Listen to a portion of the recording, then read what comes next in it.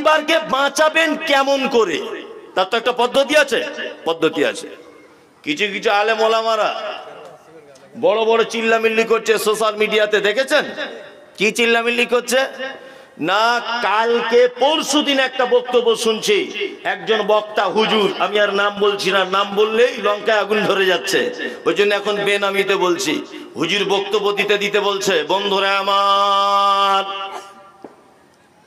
আমাদের পীর সাহেবের এত কেরামতি, মানুষ যখন মারা যাবে, কবরে যখন রাখা হবে, মুনকির নাকির ফেরেশতা যখন আসবে, তারা আসার আগে আমাদের বড় পীর সাহেব কবরের ভিতরে ঢুকে যাবে, তার মুরিদকে বাঁচাবার জন্য ফেরেশতাদের সঙ্গে মোকাবেলা করবে। আর পাবলিক বলছে না রে তাকবীর, আল্লাহু আকবার। সালা নৌকা চালাবে কিয়ামতের মাঠে তোমার হুজুর। হুজুর কি করে কবর থেকে বাঁচাবে? হুজুর নিজেই তো নৌকা চালাবে। হ্যাঁ, ও নিজেই বাঁচতে পারবি না, তার 10 পয়সা দাম নাই। কি বলছি বুঝতে পারছেন না?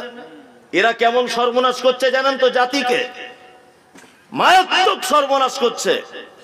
এক বস্তা আলুর ভিতরে যদি একটা আলু যদি পচে যায়, একটা আলু, সমস্ত সুস্থ এবং ভালো আলুগুলো ওকে ঠেকাতে পারে না। ঠেকাতে পারে না। সব আলুগুলো ওকে সুস্থ করতে পারে না।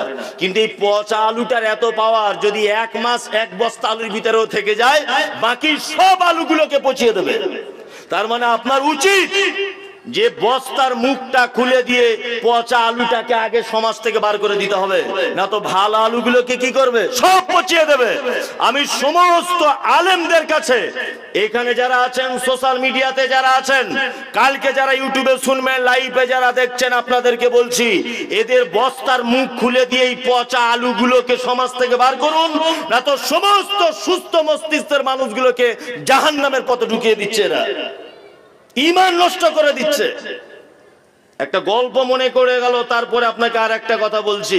বাদশাহ শাহজাহানের নাম শুনেছেন? বাদশাহ শাহজাহান নাম শুনেছেন? বাদশাহ শাহজাহানের দরবারে একটা লোক এসেছে, খুব মন দিয়ে শুনুন। একটা লোক এসেছে, তার কাছে আছে 2টো খাঁচা। খাঁচা বুঝেন? খাঁচা, 2টো খাঁচা রয়েছে।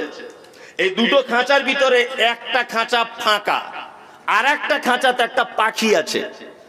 তা বাদশাহ শাহজাহান লোকটাকে জিজ্ঞাসা করছে, শিকারীকে, ভাই এই তোমার এই রকম সিস্টেম কেন?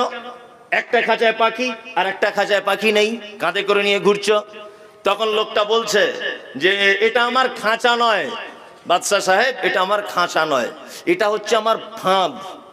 যেটা ফাঁকা দেখছেন এটা ফাঁদ, আর এটা হচ্ছে একটা পাখি। আমি জঙ্গলে যাই, যাওয়ার পরে এই ফাঁদটাকে ভালো করে রেডি করে দিই, দিয়ে ওই পাখিটা খাঁচার ভিতরে বসে কুহু কুহু কুহু করে ডাকে। আর ওর ডাক শুনে ওর অন্যান্য সহপাঠী পাখিরা, ওদের জাতির পাখিগুলো ওর ডাক শুনে সবাই ওর সঙ্গে দেখা করতে আসে আর ফাঁদে পড়ে যায়। আর আমি ধরে বেশ জবাই করে খাই বা বাজারে বিক্রি করি। তখন বাদশাহ শাহজাহান তো জ্ঞানী মানুষ, এই গল্প সত্য মিথ্যা জানি না, বইয়ে পড়ে বলছি। বাদশাহ শাহজাহান তখন বলছে, এই পাখিটা আমাকে বিক্রি করবে যে কুহু কুহু করে ডাকে, অন্য পাখিদেরকে এই খাঁচায় বন্দি করে? তখন লোকটা বলছে, না বিক্রি করব না। কিন্তু গরিব মানুষ, টাকার লোভ থাকেই সাধারণত। শাহজাহান বাদশাহ বলছে, দাম কত? বলছে 5000 দিলেও বেচবো না। তখন বাদশাহ বলছে, 10,000 দিব, বেচবে? বলছে হ্যাঁ 10,000 দিলে বেচে দেবো। ওর দাম তো আসলে 30 টাকা, এখন 10,000 টাকা পাচ্ছ তো বিক্রি করবে।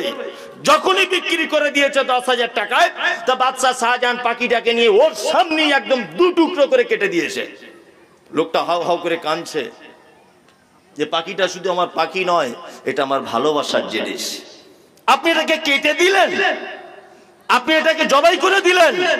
বাদশাহ শাহজাহান হুঙ্কার দিয়ে বলছে, শোনো এই শিকারী, শোনো, যে পাখি অভিনয় করে, যে পাখি নিজে ডেকে তার স্বজাতিকে তার মালিকের ফাঁদে ফেলে জবাই করে খাবার উপযুক্ত করে দেয়, এই রকম পাখিকে পৃথিবীতে বাঁচিয়ে না রাখাই ভালো।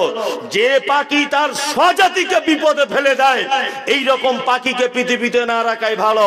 আমি মমতাজুল ইসলামের কথা বলছি। যে সমস্ত হুজুরেরা বড় পাঞ্জাবি পরে, মাথায় টুপি দিয়ে, বড় জুব্বা পরে, হাতে তসবিহ নিয়ে পচা আলুর মতো মানুষকে জাহান্নামের পথ দেখিয়ে দিচ্ছে, এই সমস্ত হুজুরদের হুজুরদেরকে আমি মনে করি বাদশাহ শাহজাহানের মতো এই পাখির মতো করে সাজা দেওয়া উচিত। জাতি এদের দিবেই সাজা, ইনশাআল্লাহ দিবে এদের জাতি সাজা। এ চরিত্র কেন? বক্তব্য রাখতে রাখতে বলছে মুনকির নাকির কবরে চলে আসার আগে আমাদের হুজুর সাহেব কবরে ঢুকে যাবে, গিয়ে মোকাবেলা করবে, ওকে জান্নাতে নিয়ে চলে যাবে। তোমার হুজুরি কিয়ামতের মাঠে কি করবে? 10 পয়সাও দাম নাই। জি, জাহান্নাম থেকে বাঁচবেন কেমন করে? কি পদ্ধতিতে পরিবারকে বাঁচাবেন? নামে পরিবার জাহান্নাম থেকে বাঁচবে না। হুজুরের দোহাই দিয়ে পরিবার জাহান্নাম থেকে কি বাঁচবে না। আপনাকে 2-3টে দৃষ্টান্ত আপনাদের সামনে পেশ করছি। এই 2-3টে দৃষ্টান্ত শুনে যদি বাড়ি চলে যান, অবশ্যই আজকের জলসা শুনে আপনার সফলতা হয়ে গেল। আচ্ছা, আপনারা বলতে পারেন আমাদের মাঝে একজন নবী ছিলেন, নবীটার নাম হচ্ছে নূহ আলাইহিস সালাম। নাম শুনেছেন? এই 4 বেটা, একটার নাম হাম, একটার নাম শাম, একটার নাম ইয়াফাজ, একটার নাম কেনান। 4 বেটা। কটা? 4টা। হাম, শাম, ইয়াফাজ, কেনান। 3টে বেটা ভালো, একটা বেটা বড় বদমায়েশ, তার নাম কেনান।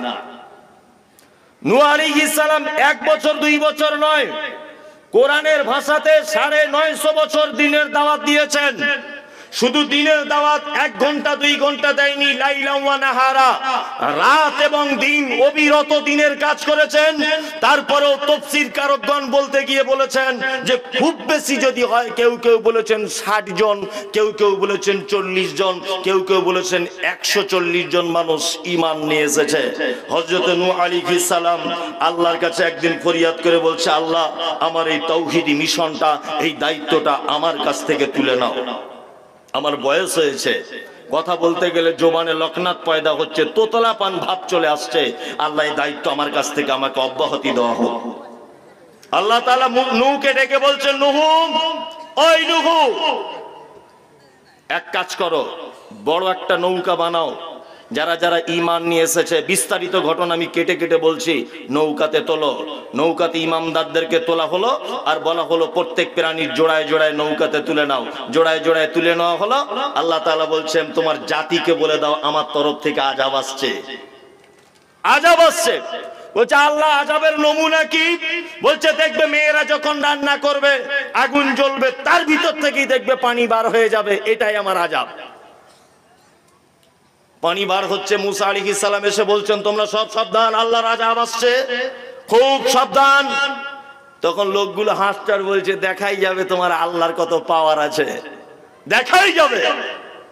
সব মানুষ দলে দলে ছুটে ছুটে আসছে আর বলছে, পানি বার হচ্ছে চুলের দিকে। নূহ মনে হয় জাদু করে দিয়েছে। নূহ আলাইহিস সালাম বলছেন, জাদু নয়, এটা আল্লাহর আযাব চলছে, এটা আল্লাহর আযাব। পানি বাড়তে শুরু করলো। নূহ আলাইহিস সালাম নিজের বেটাকে ডেকে বলছে, কেনান, ও কেনান, তুমি কি ঈমান আনবে? তুমি কি নিজেকে পরিবর্তন করবে? কেনান বলছে, তোমার আল্লাহর এই পাওয়ার যে চুলোর ভিতর থেকে পানি বার হবে, এটা কোনো আযাব হলো? পানি আস্তে আস্তে বাড়ছে, 1 তলা 2 তলা পানি হয়ে যাচ্ছে, 1 কোমর 2 কোমর হচ্ছে, 1 হাঁটু 2 হাঁটু পানি যখন বাড়ছে, তখন নূহ আলাইহিস সালাম কেনানকে বলছে, কেনান, এখনো পর্যন্ত টাইম আছে, তুমি কি ঈমান আনবে? তখন কেনান বলছে, না, ঈমান আনবো না। তোমার আল্লাহর কি এই পাওয়ার আছে যে তোমার আল্লাহ যদি পাহাড়ে পানি লাগিয়ে দিবে? তোমার আল্লাহর এই পাওয়ার আছে? নূহ আলাইহিস সালাম সমস্ত মুমিন মানুষদেরকে নিয়ে কিস্তিতে নৌকাতে আছেন। কেনান আছে কোথায়? না, কেনান আছে জুদি পাহাড়ের একেবারে চরম শীর্ষে। যখন জুদি পাহাড় পানি ওভারটেক করছে, বেটা হাবুডুবু খাচ্ছে, নিজের বেটা কে? কেনান। নূহ আলাইহিস সালাম নৌকা নিয়ে ঘুরছেন আর বারবার বলছেন, ইন্নাহু লি আহলিহি, আল্লাহ, এটা আমার পরিবার। সবাই মারা গেল, সবাই মারা যাচ্ছে, আমার কোনো আপত্তি নেই।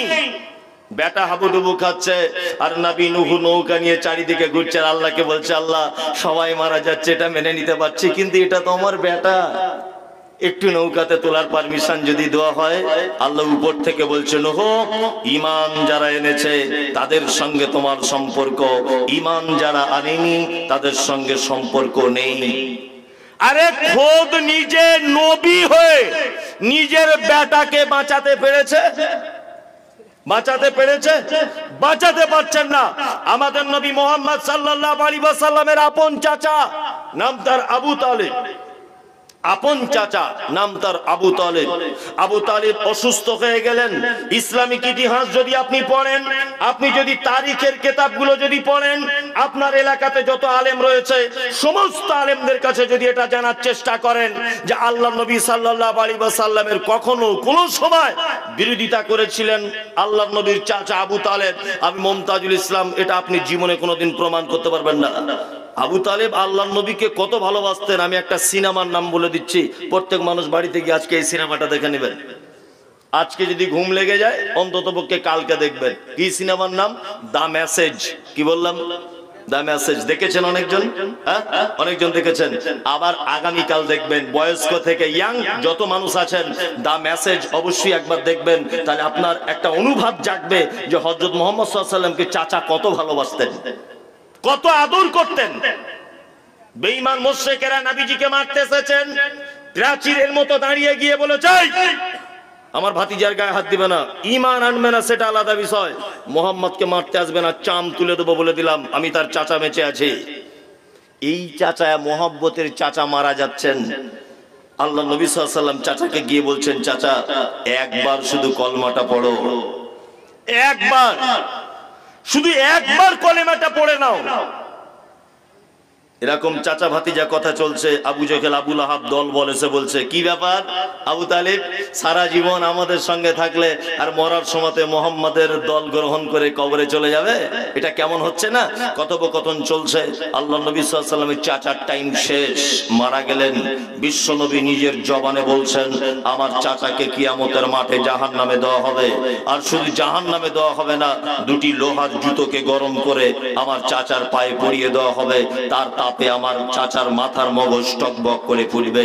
আরে নবী তার চাচাকে পর্যন্ত বাঁচাতে পারছেন না, নিজের জবানে বলছেন চাচা জাহান্নামে যাবে। তার মানে এই দু তিনটে ঘটনা বলে আপনাকে যা বোঝালাম, পৃথিবীর কোন খ্যাতি, পৃথিবীর ধন সম্পদ, পৃথিবীতে বংশমর্যাদা, পৃথিবীতে ব্যক্তিত্ব, পৃথিবীতে চিন্তাবিদ, পৃথিবীতে শিক্ষক, পৃথিবীতে কোন নবী, পৃথিবীতে কোন রসুল নিজের ক্ষমতা দিয়ে কিয়ামতের মাঠে তার পরিবারকে পর্যন্ত বাঁচাতে পারবে না। হুজুর বলছে কি করে আমার মুরিদদেরকে বাঁচিয়ে দিব? হুজুর বলছে কি করে এ কথা? পরিবারকে বাঁচাবেন কি করে? জি, আল্লাহ তাআলা পবিত্র আল কোরআনের মধ্যে বলছেন পরিবারকে কি করে বাঁচাতে হবে। আপনার পরিবারকে বাঁচানোর আগে আমি পৃথিবীর একটা মারাত্মক মানুষের নাম বলছি, আপনারা শুনতে থাকুন আস্তে আস্তে করে। যদি টাইম থাকে অবশ্যই আপনাদেরকে আমি অনেক কথা বলার চেষ্টা করছি। আমাদের মাঝে একজন লোক ছিলেন, আমাদের মাঝে নয়, মানে গত হয়ে গেছেন, ছিলেন, যার নাম পবিত্র আল কোরআনে আল্লাহ সুবহানাহু ওয়া তাআলা উল্লেখ করেছেন। লোকটার নাম কি? লোকমান হাকিম।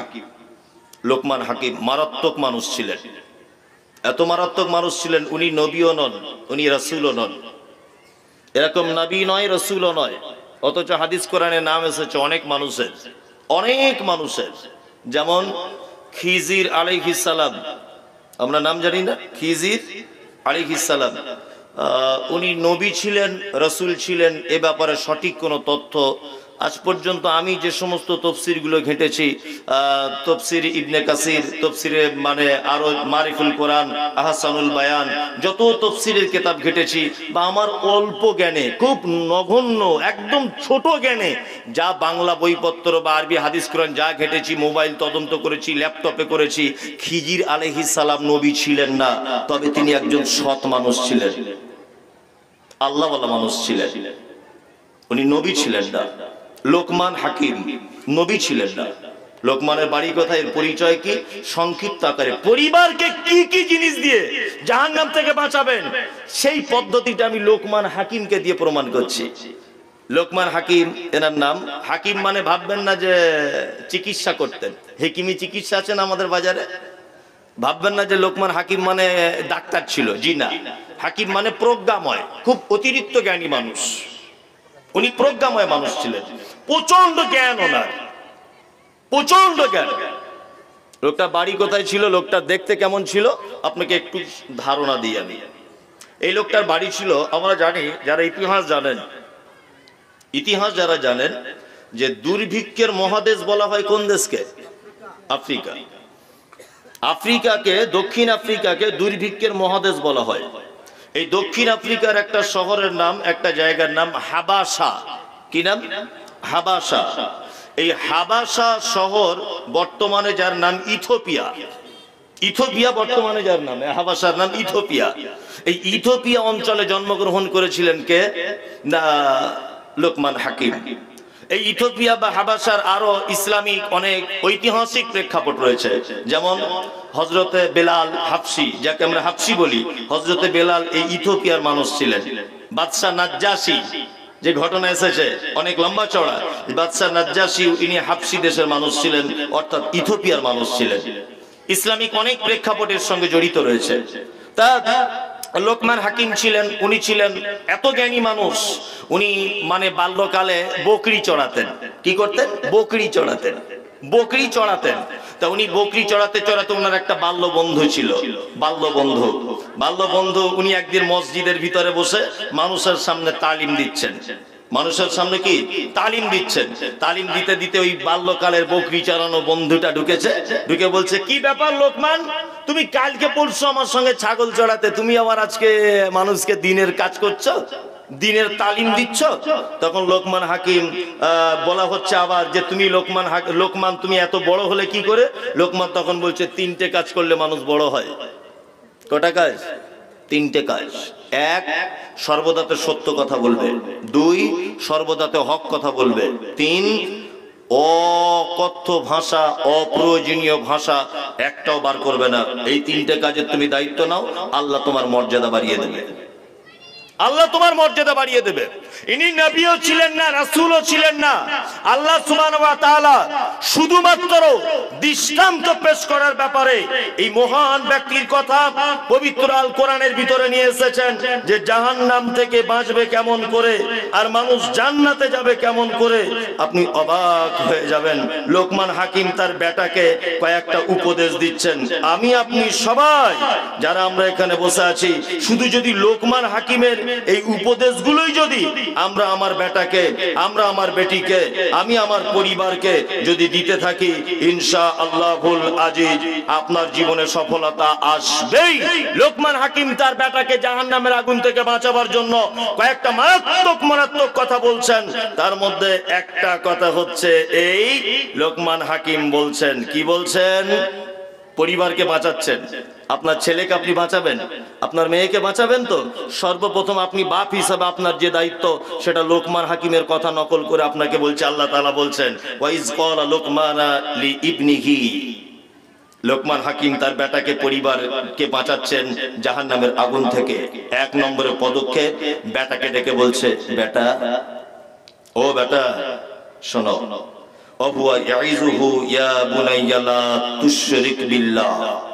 কখনো তুমি যেন ভুল করেও শিরক করে দিও না, শিরক মহাপাপ।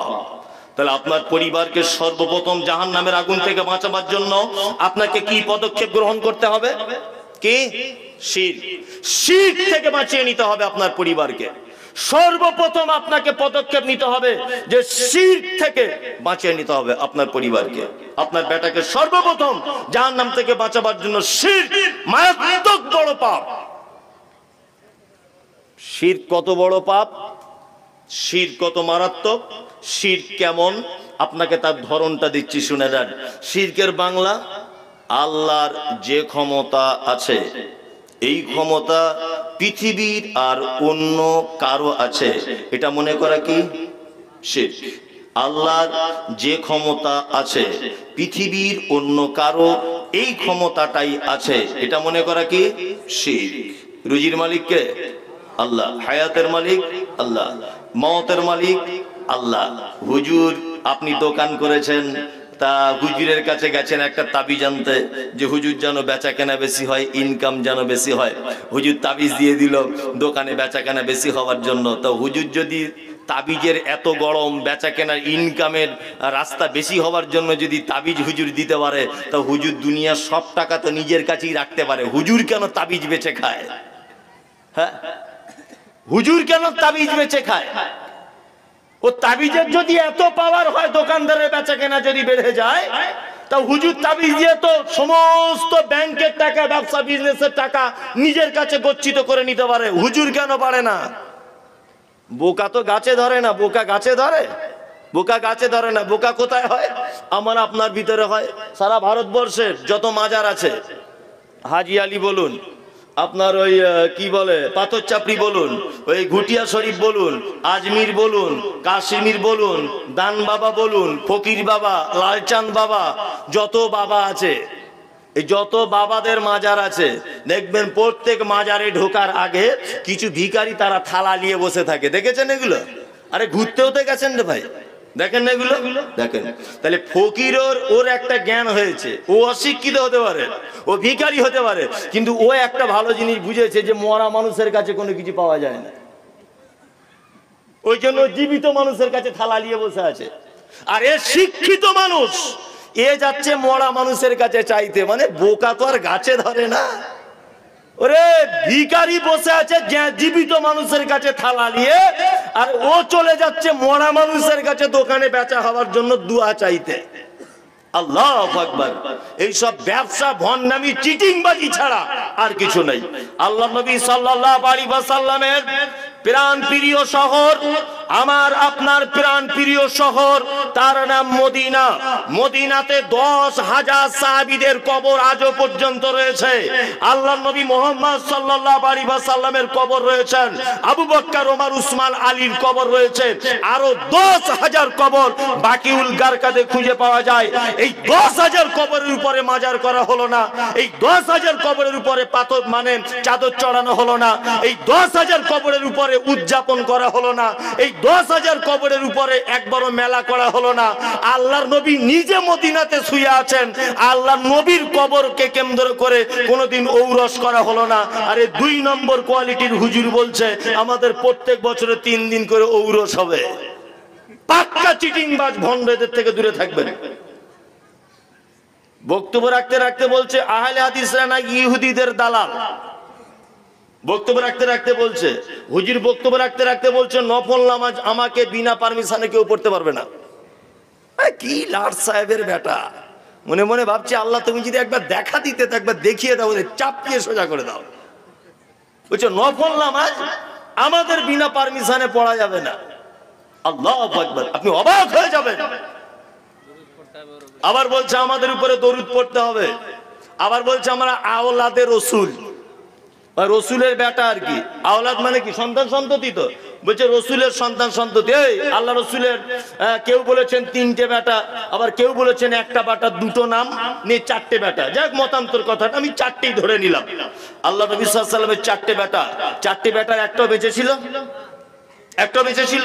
4টে বেটায় তো পৃথিবী থেকে চলে গেছেন, তাহলে আওলাদে রসুল হলো কি করে? বংশ বিস্তার হলো কি করে?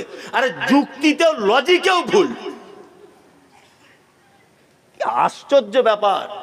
বলছে আশিকে রাসূল, নিজেকে দাবি করছে হুজুর আশিকে রাসূল। আশিকে রাসূল মানে রসুলের প্রেমিক। রসুলের প্রেমিক এরকম হয়? আল্লাহ নবী সাল্লাল্লাহু আলাইহি ওয়াসাল্লাম হযরত আম্মাজান খাদিজা মারা গেলেন, চাচা আবু তালেব মারা গেলেন, বড় অসহায় হলেন, খুব বড় অসহায়। অসহায় হবার পরে তায়েফের মাঠে গেলেন ইসলাম প্রচার করতে। তায়েফের মাঠে ইসলাম প্রচার করতে গেলেন। ইসলাম প্রচার করার সময়তে আল্লাহ নবী সাল্লাল্লাহু আলাইহি ওয়াসাল্লাম একটা পদক্ষেপ গ্রহণ করেছিলেন। আলেমগণ জানেন, আল্লাহ নবী সাল্লাল্লাহু আলাইহি ওয়াসাল্লাম সর্বপ্রথম তায়েফের লিডারদের বাড়িতে গিয়েছিলেন। সাধারণ মানুষদের বাড়িতে যায়নি, লিডারদের বাড়িতে গিয়েছিলেন। গিয়ে বলছেন তুমি এই গ্রামের সম্ভ্রান্ত ঘরের লোক, তোমাকে নেতা হিসাবে মানে চলো, আমি ইসলামের দাওয়াত নিয়ে এসেছি, আমি নবী, আমার কাছে ওহী আসছে, আল্লাহ এক, সমস্ত দেবদেবীকে মুছে দাও। যখনই আল্লাহ নবী এ কথা বলেছেন তখনই মারা হলো পাথর, মেরে রক্তাক্ত করে দেওয়া হলো। আল্লাহ নবী সাল্লাল্লাহু আলাইহি ওয়াসাল্লাম দৌড়িয়ে চলে এলেন, ছুটে চলে এলেন পাহাড়ের উপরে। পাহাড়ের ফেরেশতারা যারা ডিপার্টমেন্টে রয়েছে, পাহাড়ে নিয়োজিত ফেরেশতারা আল্লাহ নবীকে গিয়ে বলছেন নবীজি আপনাকে এই অবস্থা কে করলো? কে আপনাকে এত পাথরে আঘাত করলো? বিশ্বনবী বলছেন তায়েফের অবুঝ মানুষেরা, ফেরেশতারা রেগে আগুন ধরে গেছে, একদম এত রেগে আছে। আল্লাহ নবীকে বলছেন আপনি শুধু একবার বলুন, তায়েফের বড় বড় পাথরগুলোকে নিয়ে, বড় বড় পাহাড়গুলোকে নিয়ে আমরা তাদের বুকের উপরে চাপিয়ে দিয়ে তাদেরকে ধূলিসাৎ করে দিই। আল্লাহ নবী সাল্লাল্লাহু আলাইহি ওয়াসাল্লাম সেদিন বলেছিলেন কখনোই নয়, থেমে যাও। আজকে যদি তাদেরকে তোমরা মেরে দাও, আজকে যদি তাদেরকে তোমরা পাথর মেরে যদি মেরে দাও, আজকে যদি তাদের বুকের উপরে যদি পাহাড় চাপিয়ে মেরে দাও, তাহলে আমি মুহাম্মদ সাল্লাল্লাহু আলাইহি ওয়াসাল্লাম দিন কাদের কাছে পৌঁছাবো? আপনি যদি ক্ষমাই যদি করতে না পারেন, আশিকে রাসূল হলেন কি করে? আমি একটা সোশ্যাল মিডিয়াতে কথা বলেছি, তোমার বিরুদ্ধে চলে গেছে, কথাটা যদিও সত্য, তুমি বক্তব্যতে উঠেই বলছে মমতাজুল ইসলাম বেজম্মার ছেলে। এটা তোমার মুখের ভাষা? ও আশিকে রাসূল নয়, তুমি এক নম্বর আশিকে শয়তান, এক নম্বরের আশিকে শয়তান। আমি বলছি একটা পীর সাহেব মরে কত জায়গায় সেটা আগে বলুন তো। একই পীরের নাম দিয়ে 4 জায়গায় মাজার, তো মরেছে ক জায়গায়? আশ্চর্য ব্যাপার এগুলো, অবাক লাগে আমার শুনলে এগুলো। এদের ব্যবসাটা ঠিক কেমন জানেন তো? আমি একটা গল্প বলি মাঝে সাঝে, আপনাকে বলছি, তবে এর ভিতরে শিক্ষা আছে। একটা পীর সাহেব একটা মুরিদ পুষেছে, মানে ভক্ত আর কি, তার খুব ভক্ত, এত ভক্ত সে যা বলে তাই। এখন পীর সাহেব ওর সঙ্গে একটু ওই ভক্তের একটু ঝগড়া মতো হয়েছে, মনোমালিন্য কিছু ঘটেছে। তা পীর সাহেব তখন বলছে যে তুই এক কাজ কর, তোকে আর আমার এখানে রাখবো না, তুই ঘর চলে যা। তা ও তখন বলছে যে পীর সাহেব আপনার পায়ে দুটো জড়িয়ে ধরে বলছি, এই আজকে 16 বছর আপনার কাছে থাকলাম, আমি বাড়ি গিয়ে কি করে খাবো? তা বলছে এক কাজ করে, একটা গাধা কিনে দিচ্ছি, গাধা গিয়ে বাড়ি গিয়ে চড়াবি, যা যা, গাধায় গিয়ে মাল টাল বহাবি আর খাবি, যা। তা বলছে তাহলে তাই হবে, পীরের উপরে তো কথা বলা যাবে না, তাই হবে। নে গাধাটাকে নিয়ে বাড়িতে গেছে, 2-1 বছর গাধাটা বেশ ভালোই মাল টাল বহেছে। এখন একদিন গাধাটা মরে গেছে, এখনো পীরের কাছে থেকে তো একটু কিছু কিছু অল্প অল্প শিখেছে। এ তখন ভাবছে যে গাধা যখন মরে গেল এবার আমি কি করে খাবো? নিয়ে রাতের বেলা কি করেছে, রাতারাতি কবর করে গাধাটাকে কবর দিয়ে উপরে একটা লাল চাদর চড়িয়ে দিয়েছে, নিয়ে নাম দিয়ে দিয়েছে গাধা শাহ রহমতুল্লাহ আলাই। কি বলছি বুঝতে পারছেন না? কি বললাম? গাধা শাহ রহমতুল্লাহ আলাই। এখন লোক তো দেখছে ওরে বাবা, রাতারাত্রি মাজার মানে বিশাল বড় পীর, সাংঘাতিক ব্যাপার। লোক সব এখন ওই মাজারে আসছে, দলে দলে লোক মাজারে আসছে।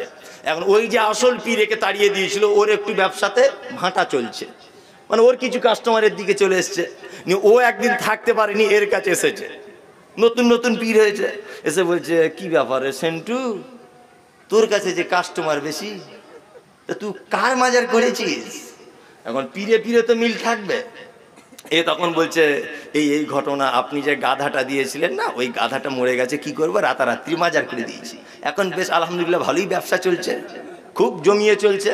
তখন ওই আসল পীর বলছে ওরে খ্যাপা কোথাকারে, তোকে যে গাধাটা আমি দিয়েছিলাম ওই গাধার মাই তো আমার বাড়িতে মাজার করা আছে, ওই গাধার মায়ের মাজার আমার বাড়িতে আছে। কি বুঝলেন? সব চিটিংবাজ। হুজুর বলছে ফুঁক দিয়ে বোতল ফাটিয়ে দিতে পারে। হুজুরের কেরামতে শুনুন, বলছে ফুঁক দিত, এত ফুঁয়ের তেজ যে বোতল ফেটে যেত। আল্লাহ, এসব গাঁজাখড়ি গল্প, এসব দিয়ে ধর্ম চলে? চলে? চলে না। পৃথিবীতে যত পাপ রয়েছে তার মধ্যে সব থেকে বড় পাপ, তার নাম শিরক, মারাত্মক বড় পাপ। আপনাকে শিরক বোঝাতে গিয়ে আর একটা জিনিস আপনাকে আমি বোঝাই, একটা জিনিস আপনাকে আমি বোঝাই। কি বোঝাই?